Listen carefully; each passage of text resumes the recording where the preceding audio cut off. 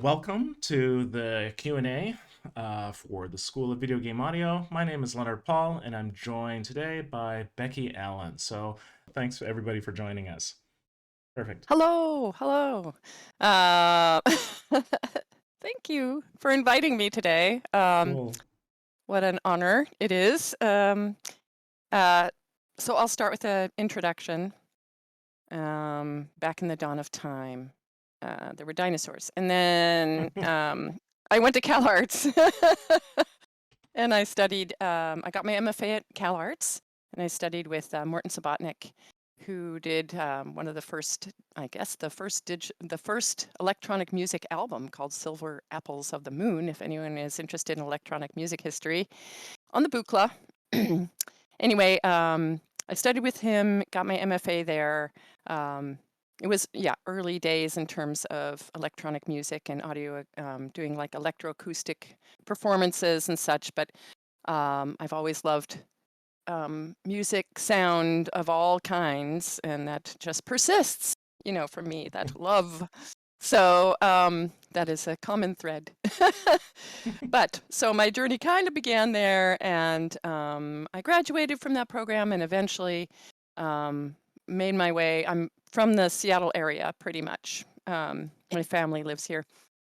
And I made my way back up to Seattle and started at Microsoft as a contractor with Steve Boyce and John Kurtzer, and eventually this little audio group formed, working on intellectual property, working on consumer products, starting to work on games.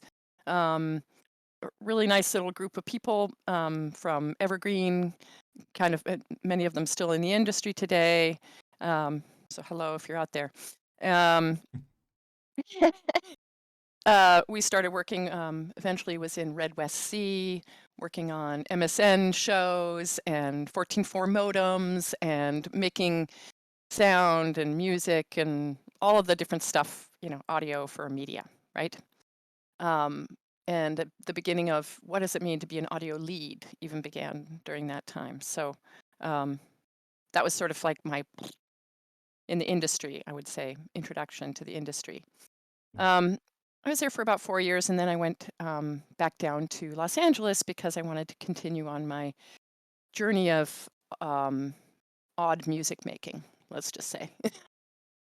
Which doesn't always fit in the industry, but I have, this other part of myself that needs exploration. And so a lot of my old friends from Cal Arts and others from in that community were doing projects. So I went back down there and started working part-time at Sound Deluxe DMG. And eventually that turned into full-time, and eventually went from, new business development to project manager to eventually general manager. So that kind of gave me this other side of my career, which is the management, the business side, the production side, the hands-on side. All parts are important, and I've had a journey between the different parts, back and forth, kind of weaving in and out. Fortunately, I've been fortunate. So I was there for a while. I had, I'll just mention, at one point I thought, someone gave me an opportunity at USC, and I was running the administration for the fine arts group there. And I did that for a year, and I missed my people. I missed my game audio people. And it was kind of good because from that point on, I'm like, nope, these are my people.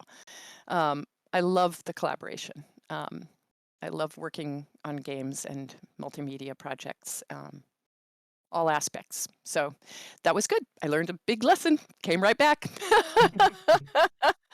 Yeah, and then worked at Dane Tracks for a little while, then back to Sound Deluxe. All during that time, I was working on creative art projects with Sharon Lockhart or Pam Aronoff, or even worked on some Bill Viola projects, which was pretty fun. And so able to express myself that way when I was doing kind of the business part, Then I had a child, and things, time management became a little different at that point. Didn't have that extra time to work on my side projects and my full-time job. So I think that was a big shift for me because I moved back to Seattle for personal reasons and got a job at PopCap.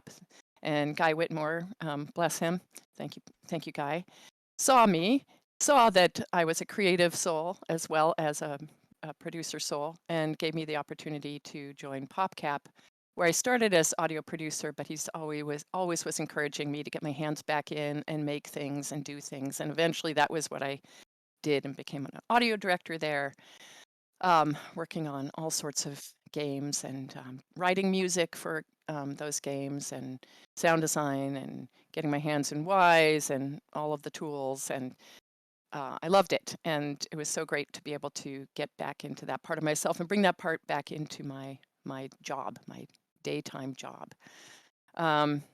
So that was wonderful. At some point, PopCap underwent some layoffs. I won't go into the details. People can ask me if they want to. And then I was left as the sole person there for a while.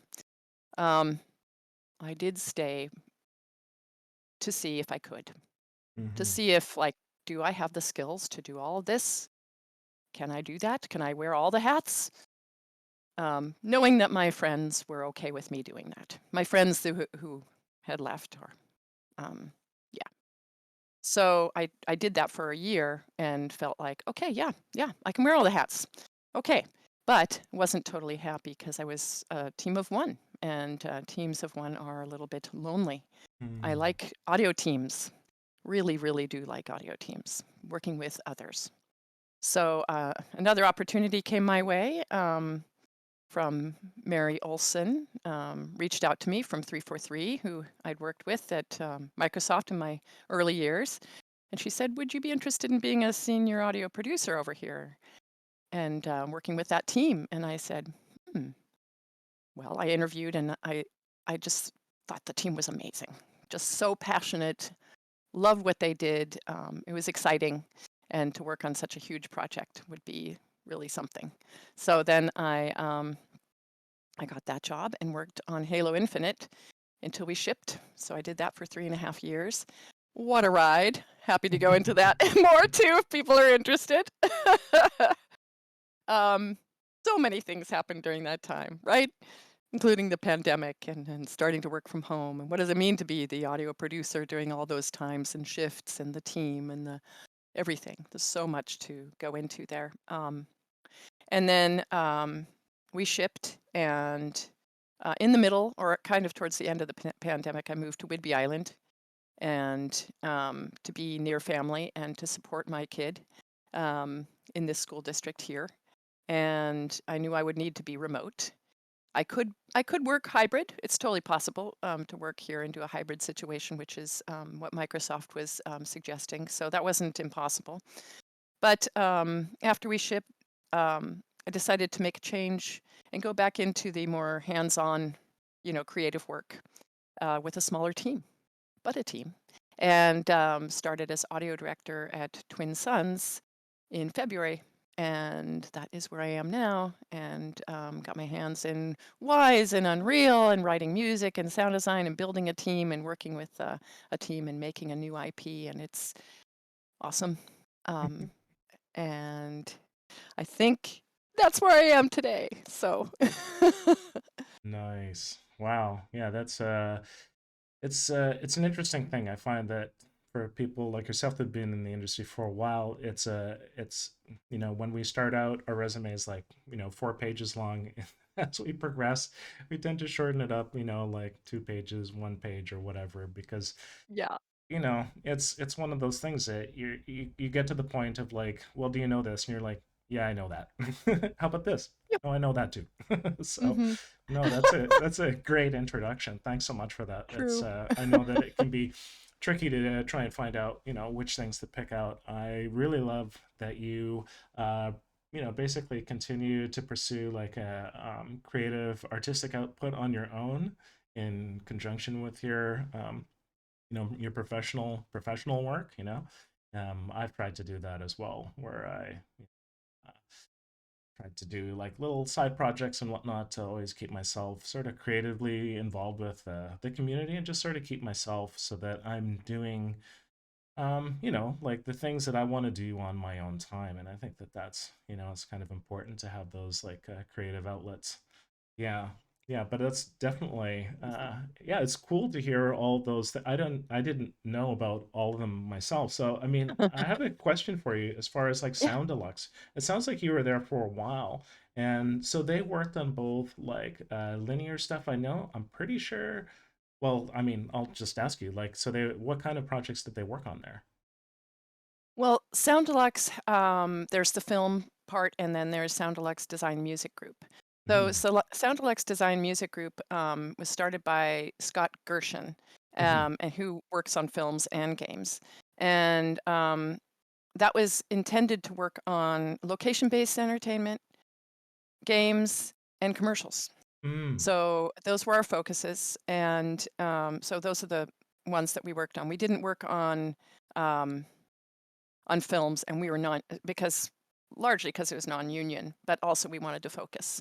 So it was an interesting time because that was I'm gonna say late '90s, Mm. and video game audio was changing, and it was like all of the different facets were changing as well, like VO, how was VO being done and how was VO being recorded, and that was sort of the beginning when we were starting to talk with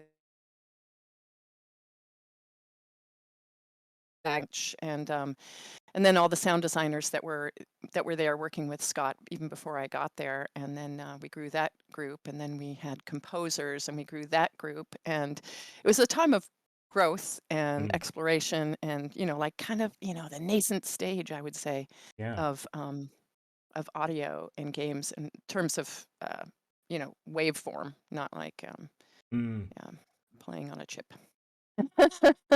you know. Yeah. Yeah, exactly. I did sort of was involved around that time, and yeah, it was very interesting to work on PC games where it was just like, okay, we're gonna try and figure out how to play more than one wave file at a time, because to mix stuff in software at that time was like it was actually like a quite a significant thing, and then of course things quickly grew out of that. But yeah, it's interesting to hear that structure. And then I guess also from myself, I'm not sure of the lineage of like the Formosa group with like Sound Deluxe, because it sounds like I believe Scott was involved or is involved in both. I will speak to what I know, which is Yeah. I wasn't there at the time, but Okay. eventually, after I left, Sound Deluxe had been purchased. Well, while I was there, it was purchased by Liberty Media, and Okay. then eventually Liberty Media sold it to another group, and I don't know the name of that group because it's after I left. Yeah. But while I was in Seattle working at PopCap, um, the Sound Deluxe closed, and I don't Hmm. know all the story of it. Okay. Um, but a group of people from Sound Deluxe went over to Formosa, Hmm. including Bob Rosenthal, who I believe was the first person to go over there, who's the president, I believe. And sorry, Bob, if I am inaccurate with your title. Um, but I had worked for Bob as well, a wonderful leader, and he is there as the leader of Formosa now. Hmm. And I believe Scott went over there as well, but he's not there now. He's Okay. at oh, I'm gonna have to look it up because Yeah. he won't forgive me. No, I know it's that's just the way that sort of the thing the as the world turns, Yeah, yeah. there's people move around and all that kind of stuff. I'm here in Vancouver, Canada, so for me, I'm just sort of curious about how things worked in, just sort of across the border, because like, Seattle in the Pacific Northwest is right there, and we sort of have our own little communities because it's, been more difficult until, like the pandemic times to sort of jump across that border, which has been really quite interesting because for us here in Vancouver, we typically, the EA is sort of the big, employer for games. There's many, many other studios as well, similar like fragment groups that came out of that. But the thing is that yeah, people have been say joining either Sony or other companies because they can work remotely, especially at sort of the top level where people have been, senior sound artists or they've been running their own companies and they've basically just yeah things change quite quickly. So yeah, it's just interested to hear a little bit about the lineage because you've worked at so many companies Mhm. like yeah, in that area. Yeah. I do know that quite a few people from Sound Deluxe did go over to Formosa. A lot of Hmm. people did, and I still know quite a few people there. This is before Paul Lipson went down there, and Mm. Paul is down there now, and I know doing an amazing job. I just see like what they're doing and how much they're growing, and Yeah. that's pretty awesome. And then of Yeah. course there's the Seattle group now, which Guy is in charge Ah, of. So that's yeah, right. yeah, Okay. yeah, yeah. Oh, So that's cool. that's what I know about that. Yeah. No, sorry, I didn't want to No, spend too it's much time in okay. that, but yeah, I mean, like, sort of. Ask all anything you want. Let's move like sort of like fast forward and move into the kind of stuff that you're working on now Ooh, yeah. with Twin Sun. Obviously, the stuff that you can talk about. So you've been there, I believe, less than a year, and sort of what is the scene for you there, and what kind of culture and community is sort of growing in that company? Oh, okay. So Twin Suns was founded by Tim Longo and Forrest Swarthout Large, and they wanted to create a different kind of company, right? A new IP, but with a team culture that well, we could all that would be sustainable. So it's about people, compassion, respect, communication, um, and really they do hold true to this.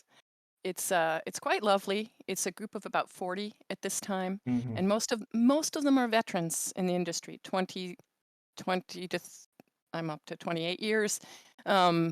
yes, a lot. So people who've been doing it for a very long time. People have worked together in the past or not, know of each other. So um, just an amazing amount of talent, and Hmm. also amazing amount of respect for one another, which and a culture that is just healthy, really healthy. Um, we're, as I said, creating a new IP, so it's fun to see that come together.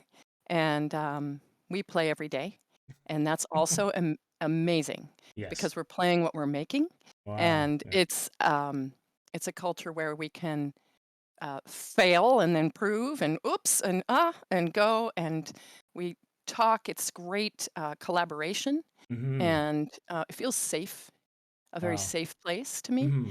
And yeah, for me, so getting my hands back in the tools after um, being at Halo, my hands were not in the tools. They were in like, Azure DevOps tools and production tools, but they weren't in Wise and they weren't in Unreal. Yeah. And so then I was like, okay, dive back in. Whew, okay. And, you know, cobwebs a little bit. But really, it's not too different from where I left it a little bit. But Hmm. just kind of refamiliarizing, getting that workflow going again, and just being like, okay, there's so much information out there. Hmm. People share information, and it's so helpful. What a great community, really, we have in the video game audio community of Hmm. information sharing. So, you get stuck, you can kind of, what do I do if? And you can unstuck yourself if Hmm. you don't have anyone else to ask right in front of you. Yeah. So, and then I'm building up a team of audio team, and I have two other people Ah, already, and they are awesome. Dan nice. Richer, I don't know if he's Cool. listening today.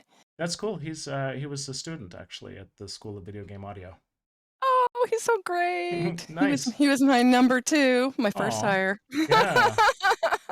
That's awesome. Great. Yeah. So Yeah. Dan's with me, and then Yurik Rovens, Okay. who Hmm.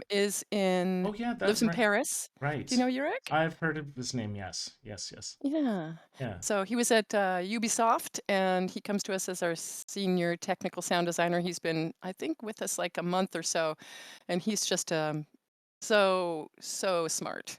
And Hmm. he's, we're a really good complement to one another with the three of us right now. So that's how big we are for audio team at the moment. So it's Yeah. great though. Yeah. How do you spell his last name?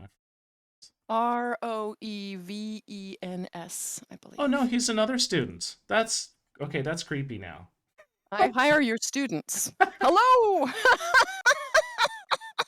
Didn't even know that. No, I didn't. I knew about Dan because I had featured him in the community update that we just sent out last week. Yeah, yeah. Um, But yeah, York, I didn't know. And he was a very interesting student, very creative, and just like dug into that project. I really do remember his final demo reel. So yeah, and very technical. Basically, he was like, this thing doesn't work the way that I wanted to. And then he just redid it. He just made No. it. I know. He's great. Wow.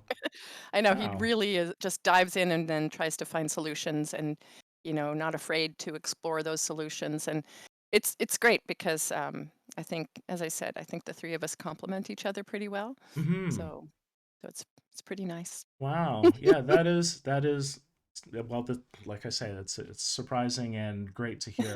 We Yeah. do have a couple questions here. So first Okay. question that we have from Kram Odu.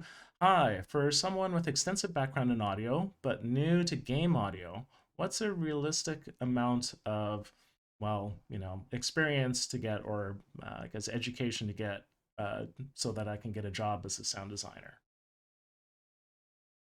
Ah, it's a good question. Um, Hmm.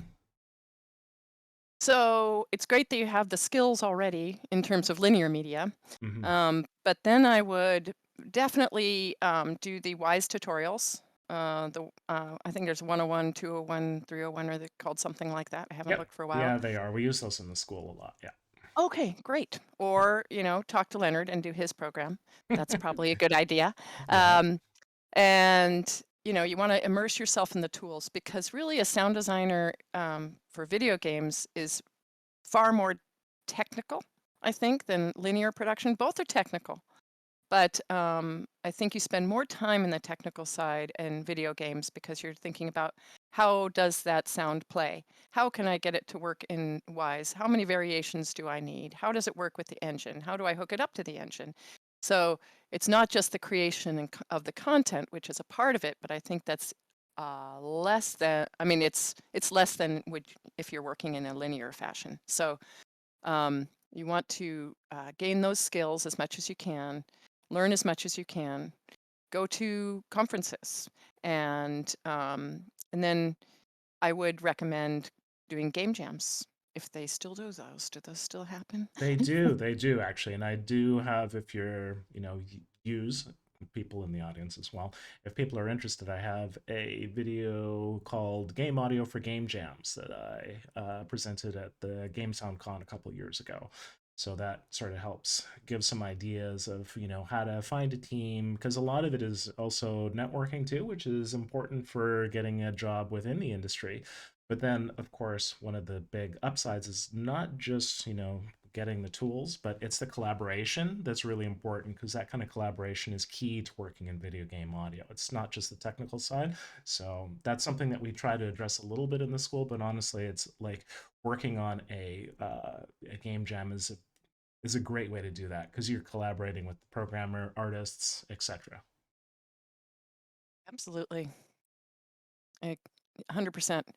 I think with the pandemic sort of took away some of our networking in-person possibilities for a while, and I'm sort of curious to know how some people have networked during this time. I think that we're coming out of that and that we are now hopefully maybe even, able to meet more in person and do those networking events because um, I do think this is very people oriented as well, just to back up what you said, Leonard. Yeah. Yeah, yeah, no, I definitely believe that. So, I mentioned Game Sound Con, that's one. That one is a good one and it's coming up as well.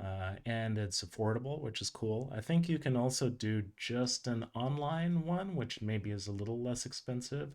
I believe it's in Los Angeles this year. And there's also, of course, the Game Developer Conference, which is sort of like, that's kind of like the next level. It's more expensive, there's different ways that I would kind of pitch that. As far as being a first time person, just being in San Francisco at the same time as the game developer conference can be really good because I found that sometimes if you've paid a lot of money to go and listen to stuff, then to try and do that at the same time as networking with people and connecting with people at the same time can be really difficult. So I mean, that's oh, and there's also Carousel Con that has sort of been an Right. adjunct kind of like side kind of thing that's been fun that I was involved with as well, and so that might be off and on, but yeah, just trying to be around people that are doing sort of the same thing and doing the thing. Like, yeah, game jams are great for that. I try to do that a lot as far as like, the reason why the school is focused around a practical project, the demo reel, is so that you will hopefully learn not just the implementation side of things, but the nice thing about the school, because it's very mentorship focused, is that we help you also with the creative side of it, trying to tell a story through audio and balancing that with the technical side is a real. I mean, I've done it similarly for a while, and I really I love it. It's super fun. So Maybe yeah. this person that that has asked the question if they know of anything local as well to their like local meetups. That would Hmm. be one other component. Like if there are local meetups, then go to them and um, and then continue going to them. Because one thing that I've noticed is people in the community, if they see you once, well, they see you. If they see you twice, that's good. But if you continue to go, they say this person is actually committed. Oh, and an opportunity comes up, they think of you. And it's that simple. Yeah. So that and your skills and your passion and keep trying and all of the things that Leonard said. But just keep showing up if you're very interested. That is the way in. There is a lot of work. So There is, and basically there has been. This is like the apex. It's like there has never been more jobs in games than today. it's incredible. Yeah, It's great. This is a great opportunity, a great time to enter the industry for that reason. Um, because yeah, there's so much work. So yeah, just keep going. yeah. So some suggestions for local meetups. Either you can look at the IGDA. So Mm, that's a free and open organization that you can join and see if they have a local chapter.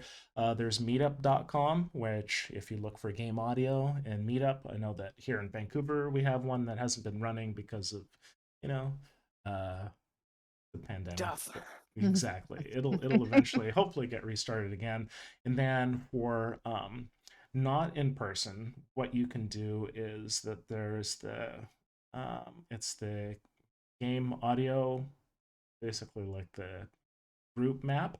And I posted a tweet about that a couple days ago. And if you look on there, then there's also, if you look in Greenland, there's a whole bunch of links for discords, for game audio discords. We run a Discord, the School of Video Game Audio, but there's also a bunch of great other ones that I would suggest just sort of being like virtually in the community, but like, seeing game audio from different sides and different angles is a great way to sort of, yeah, to get into things. So yeah, some ideas. Yay. We have more questions as well. This is from Aditya. He's asking, how much C++ should we know to get a decent gig? Ho ho ho. Okay. Well, if you're heading towards technical sound design, knowing C++ is helpful, but it's actually not required because mostly that's the devs that will be working in the code. And oftentimes, like for us right now, we're getting access for Urich to be working with C++, but it's not common, I don't think, that the technical sound designer would necessarily be working in C++. So I don't think you need that. It's a bonus. And if you really are the technical side, I mean, you want to go technical sound designer, then you could learn that. So it's not required for sound design, that's for sure, or for music composition, integration. Um, I wouldn't say a requirement. Yeah, yeah, I fully agree with that. And I'm coming from a position of I started out being a programmer, and yeah, it was. I actually have a funny story the other way around, is where I was working at EA. I got hired in to do a gig just to do music stuff, and I finished the contract. It was just internal, sort of whatever for the team, generating some scratch tracks. And at the end of it, the lead was like, "Oh, well, you know how to program. Why didn't you let us know?" And I'm like, "Well, because that's not what I wanted to do." So sometimes, even if you know how to do programming, it depends. It's good to also know where do you want to head. And like at this point, there's so many jobs available that it's more likely, like if to be able to get into the role, sort of closer to the role that you want to be at the beginning. Whereas before, I often would suggest to people like, well, if you know any programming at all, be a programmer, get in there, because there's always a space for an audio programmer, Oh, yeah. and then see if you can move from there. But honestly, I found that for me, the thing is that you can get stuck in that role, and then people will, unfortunately, if you stay within the same company, they'll just be like, oh, that's the programmer, and then like, well, I guess they could do audio, and can be it can be very difficult to move unless you move out of the company. So, Yeah, uh, that's true. The thing yeah, about being stuck in a role is a thing, but yeah, usually changing companies can allow that opportunity to shift a bit. But yeah, yeah, that is true. Also, audio programmers are, we need them. We need them. yes. So if you have the affinity, if you like doing that kind of work, there's so much opportunity right now. Really do need those programmers.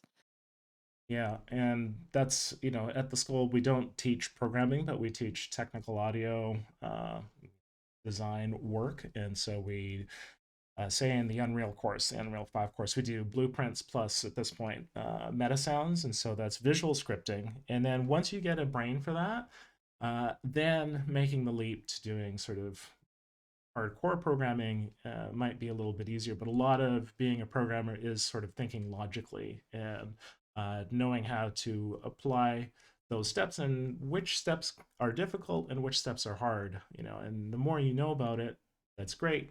But also, like Becky was saying, it's not required. So I have a lot of people that are like, I'm a sound designer for, film, and I've done it for a long time, but I don't want to program. And it's just like, not a problem.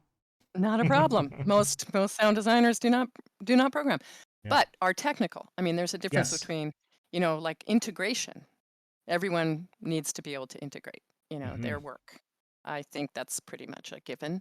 So you do need to be able to at least get functional in Wise and be able to, if you're using Wise or Fmod or Yeah. whatever it may be, that is part of being a sound designer in game audio.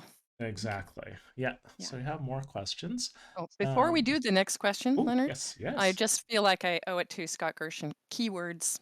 Keywords is where he is. Yeah, there. Okay. Thank you, Yeah. Scott. Okay, now I'm good. Now we can continue on. Perfect. Yeah, that is a large company. I've had several students employed there for more so doing dialogue stuff. So yeah, Yeah, yeah, that's that's right. great to hear. Cool.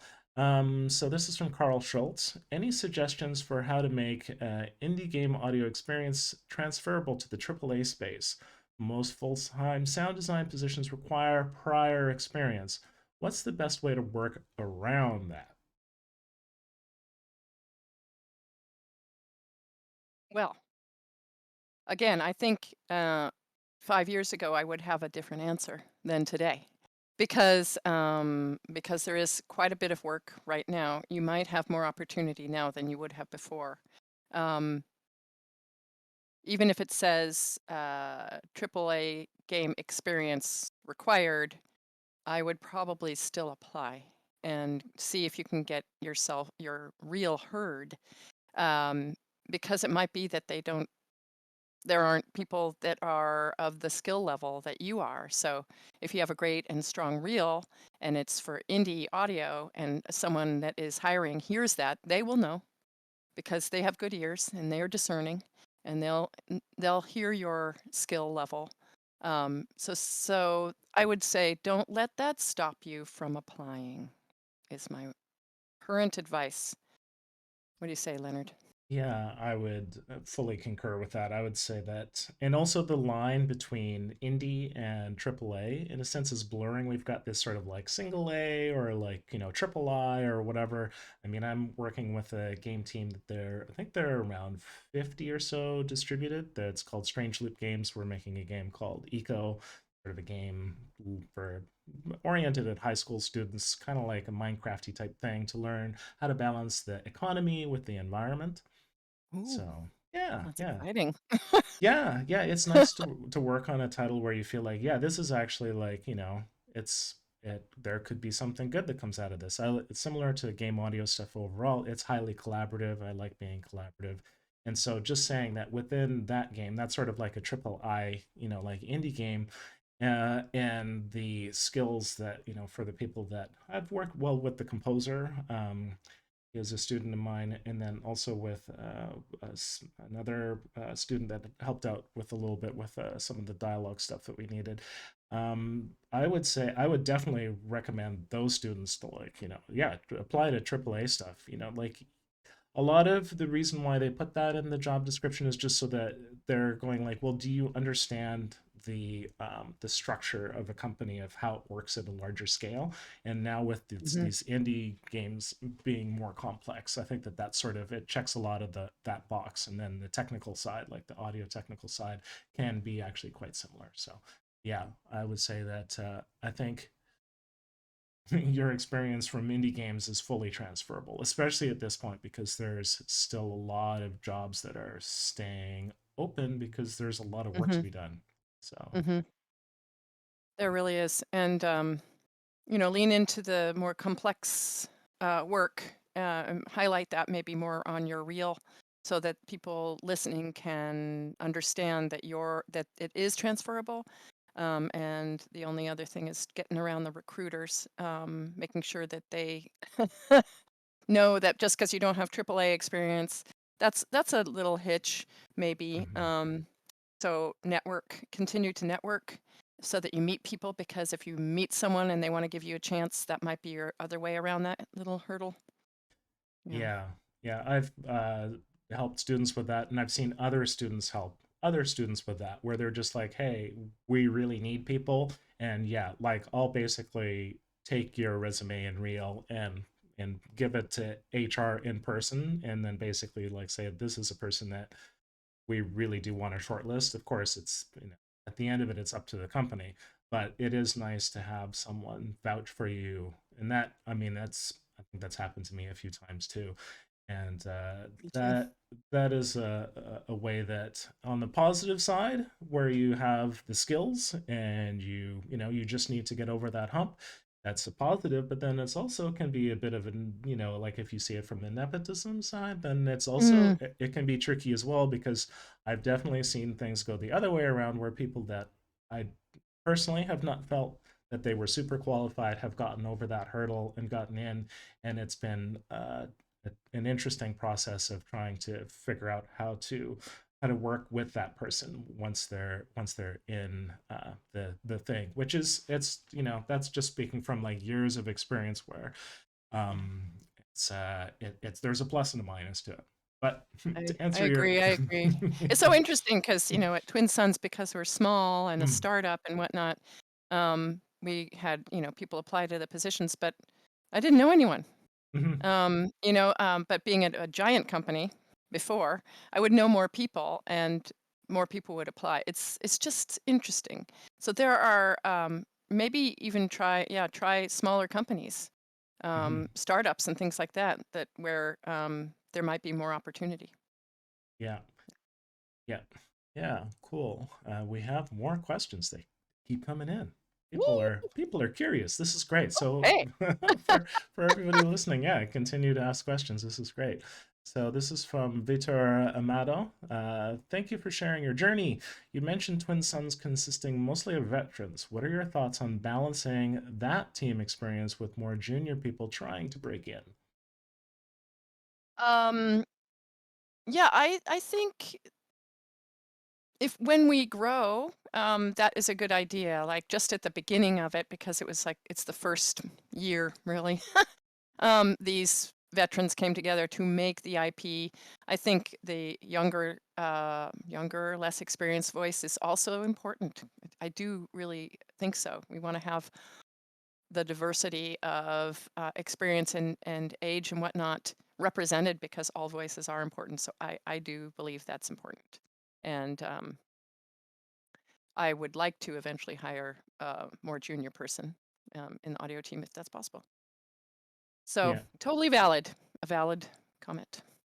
Yeah, and I think that that's just the way that if you want to, when one is building a company up, it does make sense to start from the trunk and build from Yeah. there. So you want to have a solid base, and yeah, people that have been in the industry longer usually have just more breadth of experience, which is kind of key when you're starting something out because at the beginning there's so many different things that can happen, and it's nice to be able to draw on people's resources to help to make sure that things work out well. One post that I saw recently from Frontier, I guess it's sort of a mid-sized game studio over in the UK, is that they're basically having a graduate sort of intake position where they take somebody that's recently graduated and then they're looking to sort of train them up. And I think that also Chinese Room has done sort of similar work. And so that on the education side is exciting for me because a lot of the time I'm sort of looking to bridge that gap. But seeing that happen at studios is cool to see as well. So it's sort of that the reason why that's happening is because, like we've said several times before, is that studios need people. And yeah, basically, it's sort of like looking to put in a little bit of extra training at the beginning, which often is not hasn't been possible because people that have worked in game audio, they've got so much to do, they don't have time to train someone up fully, and so it's Yeah. been a difficult thing to you know I mean, it's a constant thing that I see online where people are just like, "Oh, hey, haha, everything requires at least 1 year of AAA experience, but there's then there's a shortage." But often that's the tripping point. Is that when you're on the inside, you just realize how much work needs to be done and how tricky it is for developers that really want to bring in junior talent. It's just really hard. Yeah. Yeah. It is the issue. But now is a good time. Now is a very good time. Again. Yeah. So yeah, I do what I can to try to make it so that like people that join the course, that it's sort of a bit of trial by fire. So it's the idea is to make it difficult but not crushing, to make it a challenge and rewarding, to still have fun, but at the end of the day, you finish with something where as much as possible you can hopefully step into a role. That's the way that I've tried to orient things as much as possible, and I do try to stay connected with the development community so that because the tech and the needs change all the time. So when talking to either grads that are working at companies or people such as yourself or just going to conferences, I try and adjust the what we do at the school to try and help out. I mean, companies, of course, but like the main thing is to help out the community at large to try and expand the set of possibilities for what I consider really an exciting discipline, which is interactive audio. So, yeah. Um, we have more questions too. So another question. This is from Nando. Do most studios use their own in-house engine? Is middleware always used for in-house engines? Almost, or sorry, is middleware always used for in-house engines? So it's sort of asking the balance between like, is it custom or is it like, middleware that one can learn outside of the company? Mm, okay. Well, I've worked in both a variety of places where there's a custom engine, and we did use middleware, Wise. I've usually used Wise myself. I have not really used Fmod. I have used custom tools that were made by the developers on the site. Like we didn't have a tool, so can you make something for us? Yes. And that has been something that happened at PopCap in my early days. We were working on, I don't know, I don't think we were working in Unity, but we were working in maybe a custom engine, and we needed a custom tool. And we didn't use Wise yet. Anyway, if the question is, it's not always a custom engine, but oftentimes I've used middleware more times than not. I've used Wise as middleware, and that's pretty more common now than it was even 10 years ago. Fmod is obviously still a very awesome choice, And then there are cases where you don't have middleware. Or there's another tool that the company has, and I'm thinking of someone right now that they think is really awesome and they like to use that tool. And so that's an internal tool that that company might support and foster and be building.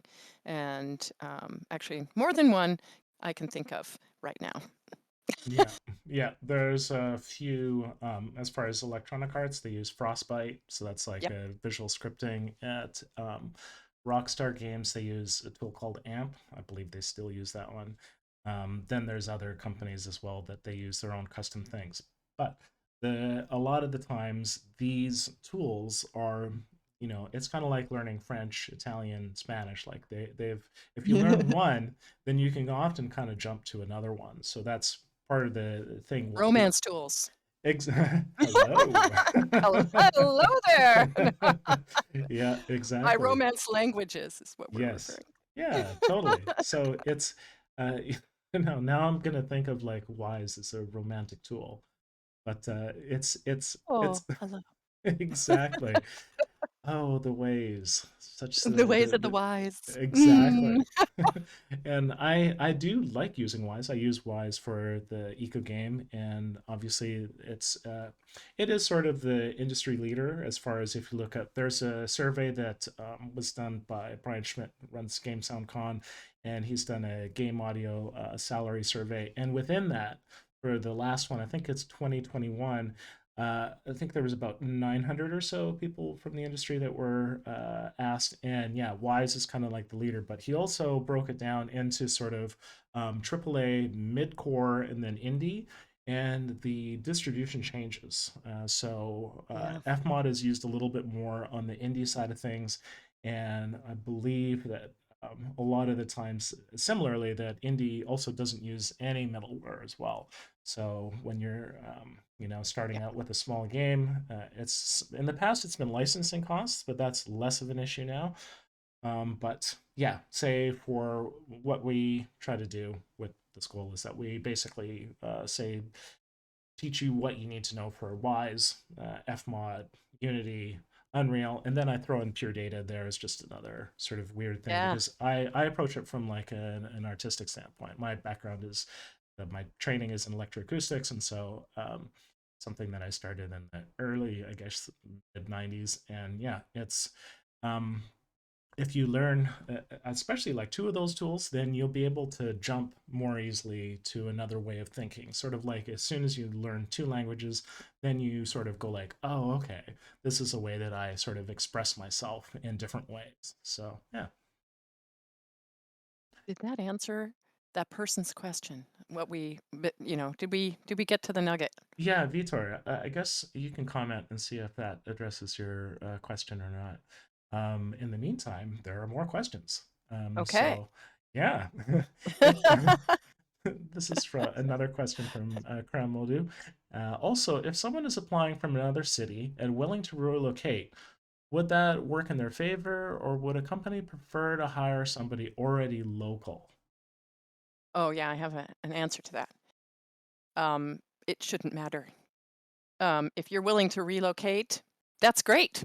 That would, or if you're local, I don't think that gives anyone a leg up. There might be relocation costs, but anytime that I've interviewed people and they are willing to relocate, that just that's fine. It doesn't mean if you're local or you need to relocate, you're on equal footing, in my opinion.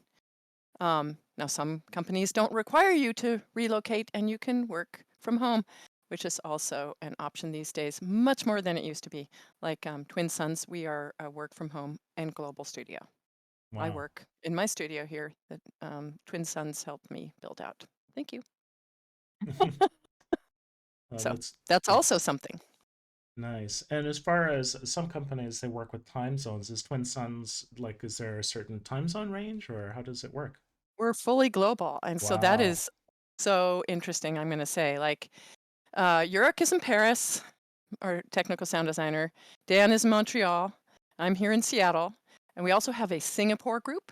And we have people in England, Berlin, Barcelona. We have people on the East Coast here of the US, West Coast of the US. So we're almost 24 hours, I would say, almost. So we do a lot of communication on Slack, asynchronous communication. Hmm. We have different play tests for different time zones. And so we are, you know, working at what's the best way for workflow with having people all over the world, really, Hmm. and really working as a studio, building one thing as one team. So yeah, we are not focused on one time zone. Wow. Yeah, that is very cool. That is like we were talking about yesterday. It's like that's a company 3.0 kind of thing where you have it's highly distributed. I would also say that yeah, the eco team that I work with, they're also global as well. So the one of the things I'm dealing with is trying to figure out how to make the meetings because the meetings are they're sort of skewed a little early for me, but I do try and stay on top of things. We use Discord, and we also use Mhm. various other tools, sort of for bug tracking and repository kind of little business. But yes, the asynchronous thing is huge, and oddly enough, that's something that we also do with the school is that it's fully asynchronous. So there's not any Oh, time that you need perfect. to be online. So I think that it's nice to see that that gets mirrored in the industry as well. Because Yeah, it's things are definitely changing. Yeah. I know they really are. And so when we had another person helping out that was in London on the audio team for a little bit, and so when that happened, and then of course with Europe and Paris, I decided I would shift my hours earlier so we have more overlap. Because I personally like having some overlap. So I work starting no later than 8 a.m. now, whereas but I'm a morning person. It was no big sacrifice on my part. I'm like, great, done by 4. Anyway, so Yurek stays up a little later. I start a little earlier. Dan's right in the middle. So even though we do things in an asynchronous fashion, we also have kind of come together to find out how can you work here? Can I work there? How's that working for you? Checking in about that kind of thing, and a little more overlap. I like I liked to have so that's how I modified my work style a little bit. Yeah, no, that's cool. And I guess as far as like from a management perspective, I mean, you've been doing management for a while now. And I guess with Twin Suns, yeah, like how do you find, I mean, been in the industry a while, and obviously, like you're a minority in the industry as far as like, a woman that's worked this length of time doing the thing. Like, how do you like? I'm curious about your comments of how you see things have shifted over time and how your role has changed over time. Mm, yeah.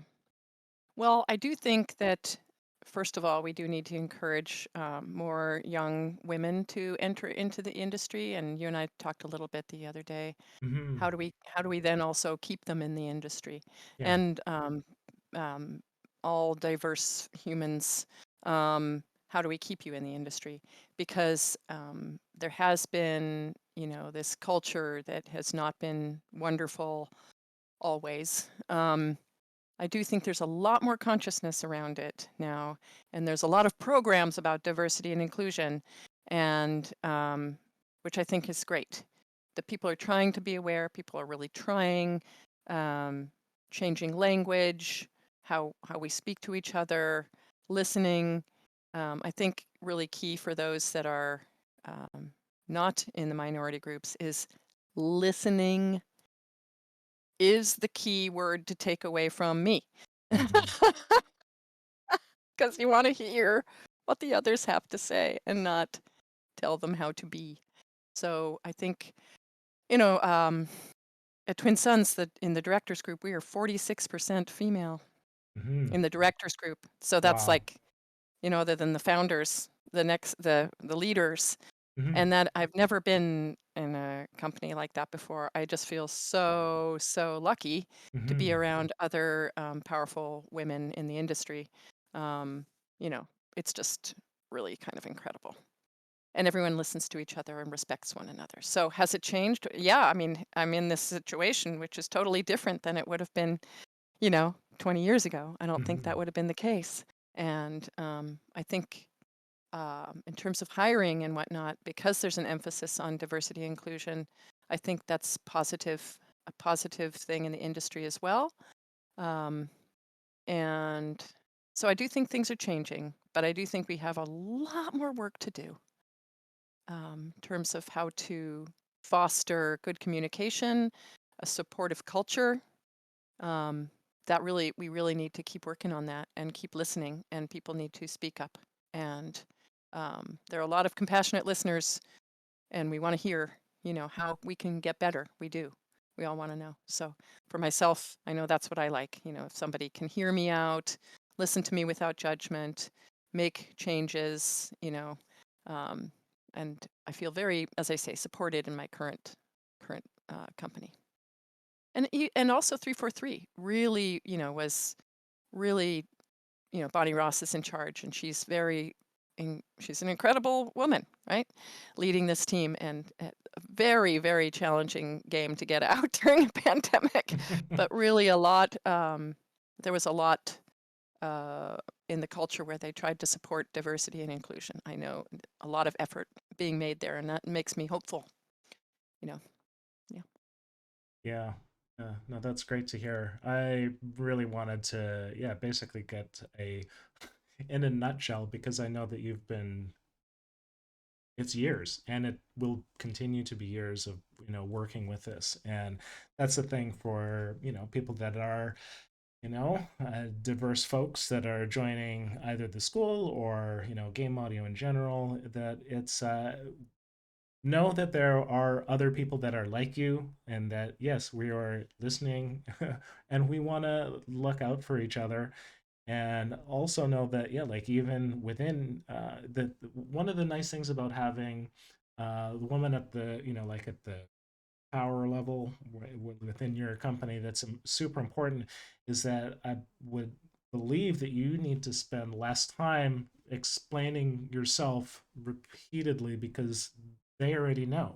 So when you have that shared level of understanding, you can actually be way more effective, because you're not explaining yourself like all the time, which I think that that is something that I've heard for women and also diverse folks otherwise working in the industry, that it can be tiring. I know that for me, I haven't run into it too much, but I know that I've definitely shifted my own career, where I was more so doing production, and I've shifted more into doing education, partly because, for my own life, I needed the flexibility. And for, you know uh, other people that have, other things in their life besides work, that it can be a strange thing to try and explain that, hey, I've got other things to do besides be here, like eating pizza at 8:30, waiting for the bill to work. Oh, yeah. I agree. I agree. Like, that's why, Twin Suns was a good choice for me. With sustainability, like that Hmm. word means we are human beings with other parts of lives, and still are passionate and still doing incredible work. It does not Hmm. mean that's, sacrificed. But yeah, I'm a single parent, and Hmm. I need to take care of my kid and Yeah. also work, and I love working. Yeah. I've been in this industry a long time. I love doing what I do, but I also love my child, Yeah. and you know, being allowed to for that being normal, to Yes. be normal. And Yeah. I think that it feels like we're kind of somewhat getting over the hump with that a little bit. At least the visibility's there, either, Yeah. Black Lives Matter, or, Women's March, or, basically like all the other movements that have been sort of percolating in the last little while, which have, of course, come out of long-term movements, civil rights movement, all sorts of things that have been happening.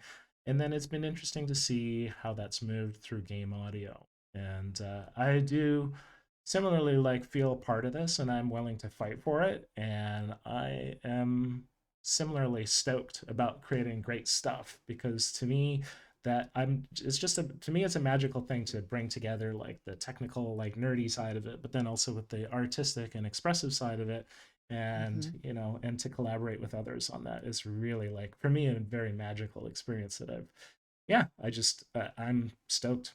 It's like Me too. Yeah, it's such a great industry. Um, but yes, the culture needs to and is evolving, and Mhm. um, so I just feel fortunate I found a pocket that is works very well with my current situation in my current life where I am at the moment, where I'm able to, be a director and also be creative and also have a family. Mhm. So all those things, yeah, I feel very fortunate. Um, Maybe I didn't start out here, Yeah. I got here over time. The industry's changed. Also, I have some experience, which is good. And, to others out there, just don't give up because it is a great industry. Keep going. There are pockets, there's all sorts of different places to work. Um, and different ways to work. And I just support people to if you don't find the right fit right away, it's okay. You can probably find another fit that works better for you. So don't give up. And that's great.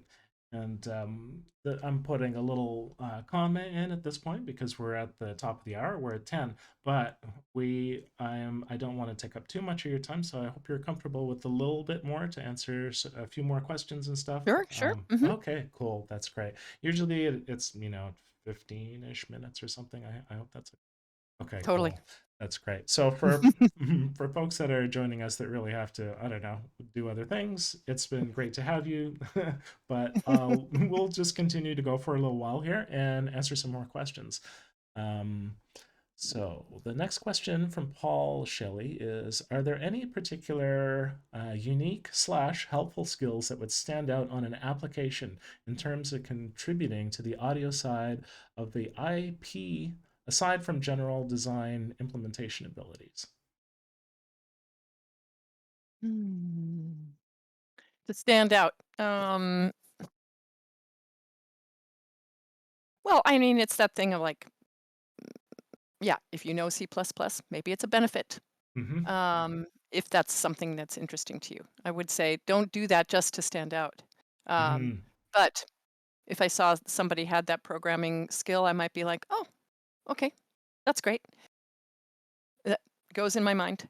I register it. But it's not required. So again, Right. don't just do it in order to fill your application out to stand out. Um, um, what else would stand out? Um, hmm. I like to see, yeah, where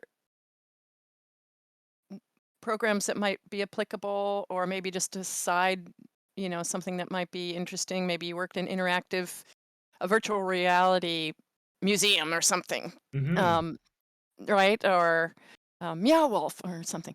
Um, Something that might not be quite game audio, but is shows your interest in audio and technology interactivity. Um, so it could be in art museums, anything like that. I'd be like, oh, that's interesting. So those things would stand out to me. But again, if they're genuine, the Yes. genuine self needs to show up. That's the truth, right? So do what's true to you.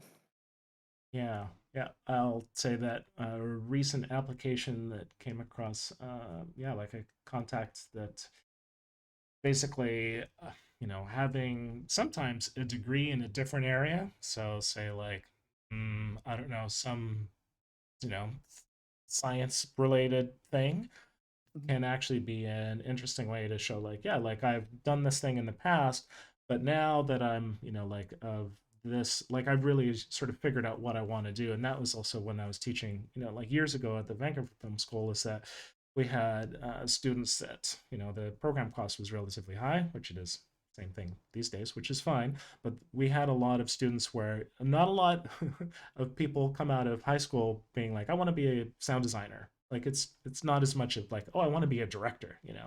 But Right. it was a lot of people that were sort of, they're sort of 30s ish kind of thing, and they had like a previous degree in a different area, and sometimes that was something to pick out and to go like, oh, that's actually an interesting thing that you could reference, in your application.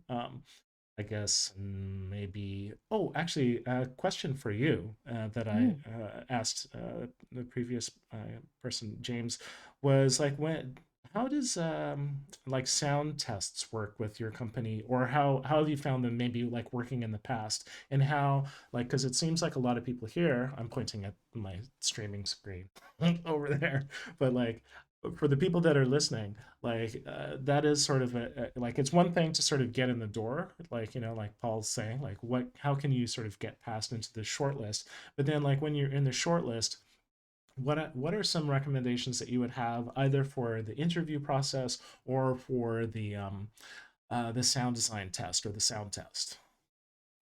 Yeah, we did not do sound tests. I listened to people's reels in Mm-hmm. Twin Suns. I did not feel the need to do that. Mm-hmm. But we did do them at Halo Infinite. We did sound tests, and I was not the sound designer listening to them, but I did hear some of them. Um, I think, if it's a sound test, usually everyone gets the same thing Mm-hmm. and should have the same amount of time. So assume like there's a certain fundamental. I think the trick still is, and then I think some companies have solutions for this, is what is your library or your source? Right. Because that is very key to your sounds, Yeah. right? What are you using? If you just lean on, but I think it's also honestly opens a bigger question because it's almost not fair if someone has a better library than someone else. It doesn't Mm-hmm. really necessarily show that they're a better sound designer, but they just have better choices to choose from. And so I put out there into the industry, how can we improve upon that? I think Polyarc actually maybe has a solution for that, which is interesting. Someone told me about. And then early on, just sorry, I'm going all over the place, but Yeah, no at worries. Sound Deluxe, Mm-hmm. at one point we decided, yeah, that wasn't fair, and we invited people into the studio and had them all use the same library so we could all have the same starting point Mm-hmm. for the sound test, which I think is far fairer and Mm-hmm. shows with a large library that you might have access to, what are the choices you make? Because as a sound designer, part of it is your choices that you make, and then how complex is it? How dynamic is it? Where are the peak emotional points in that cue that you may be doing? Or if they're individual assets, what are you trying to portray? What is the context? What are you thinking about? Um, Take the time to think through things and make really good choices. Listen, make good choices with your material. Always listen back. Always listen back to what you're delivering. Never send something in that you haven't listened back to, please, because maybe it didn't quite bounce down correctly. Um, or however that works right now, whatever tool you're using. So please listen to what you're sending in. So those are just little things that should be obvious, but that doesn't. Those are just some thoughts I have about sound tests. Is that the library is important. If there's a way to have some kind of shared library, that usually will come from the company if that's something they provide, but oftentimes they don't. Um, so think about the sources that you're using. And if you have time to record something really great, go for it. But if you don't, because they're on a timeline, you have what you have. So in the middle of all this, long-winded answer, beef up your own library. Something you can be doing while you're figuring this out. Yeah. No, it's actually a great answer because the all companies kind of do it differently, and so that's why it's kind of nice to pick people's brains that have been inside of those companies, because that's something that, yeah, the library thing is something that I think it's pretty big, because it does typically point at either a certain level of, like, either you could say privilege or a Yeah, socioeconomic class, and exactly. somebody that just simply happens to have had the luck of having, obviously they could have worked hard for it too, but Yeah, having a library does not necessarily highly correlate with the ability to do the job. So it's definitely, exactly. so yeah. That's why I worry about that a little bit because it does point to economic diversity, and that to me seems a bit unfair and something our industry should be talking more about. Yeah, it's something that with the Game Audio Diversity Alliance that we've tried to address a bit, with trying to basically put together like a scholarship, scholars and mentorship as well. That's sort of in the works program to help out diverse individuals, and that the diversity includes, people from diverse economic backgrounds. So the idea is to try to bring as many different voices into the conversation and also into the game. Like, I think we're just going to make better games when we have, more different people working on them. So, yes. 100% agree. Nice. Yeah, and it was also interesting for you to hear that you listen to reels, and that's something that I've been focused on with the school, but I also know that it's a tricky thing too, because sometimes the reels can come across great because somebody is, similar to writing exams. They can be good at writing exams, they can be good at interviewing, and they can be good at making videos. But then it's also the rest of the job that so for me, that's been something interesting, seeing where like people that are really good at presentation, but their actual design and stuff like that is sort of average. But people online can just like, like, oh my goodness, this is incredible, and it's like, well, yeah. Yeah, yeah. I mean, the whole hiring process is challenging. Hmm. Um, we take our time at Twin Suns. We kind of do a lot of steps, a lot of, like a first one, a second one, a third. It's probably very long Mm. for others, but in that process, you're getting to know one another, and the other team members are getting to know you. Culture fit, team fit. Um, so we have a lot of opportunities for back and forth, and not only the work itself, but having a bit of a connection. Um, so I think those things are important as well in the Yeah. hiring.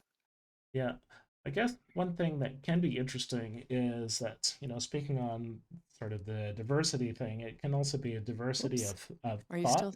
Oh yeah, sorry, I Sorry, can you say that again? I Oh, okay, yeah, something. I know. We had a little internet hiccup, but there's Okay. also diversity of thought too. So that's something that can be not entirely like lined up with fit. So like when you're interviewing and working with, and once again, you can speak just to previous companies as well.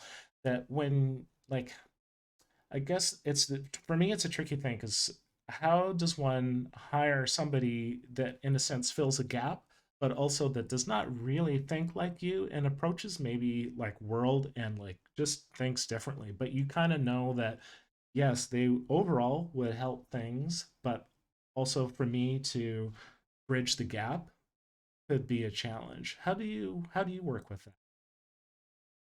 Hmm. Well, I know that uh, I have my areas of strengths and weaknesses, I suppose. Mm-hmm. And I think about my areas of weaknesses and I'm like, I'm not really as good at this part. Mm-hmm. And so I like to see when people are better at those things than me. And I actually really, I like to hire people that are better than me Yes. Yeah. or have strengths that I don't have, because then if we all had the same strength, it doesn't make sense to me. So that for me is definitely part of the hiring. Um, so, and people who think differently, that's great. But the thing that I think is important, regardless of skill or how we think, is we still need to be compassionate people, Yes. respectful people, and so those things are going to be. If I find that someone is not a compassionate person, like if that comes across in an interview, or a thoughtful person, I won't hire them. Yeah. So they may think differently, but they still need to be kind, kind human. Exactly. And I think that that's what we're talking about, is kind of like core values that line up between the team and the company. And hopefully all those things line up because, you know, for both of us that have worked at larger companies, those core values can be a little bit diffuse because, a lot of the times the people that get through HR, often they'll have shiny points, and then you interview them and you're just like, wow, you are a piece of work, like, but Yeah. and they get hired in because they've been able, and a lot of times they've moved through different companies because they have a certain like, oh, it's like me first and I'm going to do the thing, and they do the thing, but then they're not so good at collaborating, but then they gain the credits and stuff like that. So yeah, it's yeah, that kind of like compassion component that you're saying is core, core Mhm, value. Similarly, mhm. I truly believe that as well, and I try to do that not just with the team that I work with, but also with the students. Is that I believe that we have a limited time on the planet, and like, what else are we going to do except try and make each other's lives easier and more rich? I mean, you know, Absolutely. yeah, and work is just this part of life. And so why not make work, as good as it can be and as fun as it can be and, rewarding and help, people grow together. So, no, that's a great answer. I really appreciate that. Cool. We still have more questions too. So we have, Okay. we'll do a couple more. There's like Okay. two more. So are companies always looking for experience recording your own sounds for the games that you've worked on? This is from Nando. So do you need to record your own sounds? No, you don't have to. I find it's more common these days than it was a while ago, but I think it's a strength to be able to record your own sounds because certain libraries are overused, but now there are other companies that are generating libraries as well. So, not required. Um, but if you enjoy recording, I would say you should do it. Of course, that's also saying you would have the equipment to do so. Hmm. Not required, though. I've never hired a sound designer and asked, made sure that they had their own equipment to record because also it could be that that company could provide that equipment. So I hope that answers that. Kind of a short answer. Yeah, I'll add a small point that for the school, because it's a learning process, in general, I do try and move people through that because I Yeah. believe that there is like to try to give people as much exposure as possible, even if they're not so good at it. And even I've had students record on their laptops, but as far as the accessibility, as far as economic side of things, like the Zoom N1, Zoom H1N is quite inexpensive. So, and even recording with, or borrowing stuff is also Yeah. possible. Yeah. So I try to nudge my students to record because it is something that it's kind of like being like instead of being, you can be a photographer and you get to take your own pictures rather than like assembling, compositing pictures from other people. And I think that as one as becomes more of an experienced sound designer, you hear the way that the sounds were recorded, either if they're at 96K or if they're off of a Nagra, far, like, and the style of the person recording it, it comes through in the result. And so if you're the one recording it, then you'll also just have a lot more of yourself that gets baked into the result. So I do like to, Yeah. to encourage my students to do it, but it's similarly not required, especially from people that are just wanting to be technical audio artists. That it's just Right. like, Right. and that is a whole challenge unto itself. Like, how do you present yourself as a technical audio artist with a reel? But like, do you just use 100% library? It's still something Right. that I'm struggling to know how to present properly to the industry. Right. I think just to amplify what you're saying there, if you're Mm. going more towards the sound design side, it is a skill that would be good to foster. Not always required to get the job, but it is just another skill in your toolkit that um, would be good to have. So yes, I agree with you. Yeah. Cool. And we'll get to our last question here. This is from Kramodu. Is it possible to get hired in a junior position to work remotely, or is it more likely that a junior position should be on site and to help with training? Well, I don't know if yeah, I will not have a clear answer on that. I don't think it matters. It's probably based on the studio. Hmm. Um, so for us, it wouldn't matter. We're fully remote, so that would just be part of what we are. And so other companies will have we're hybrid or we require you to come in.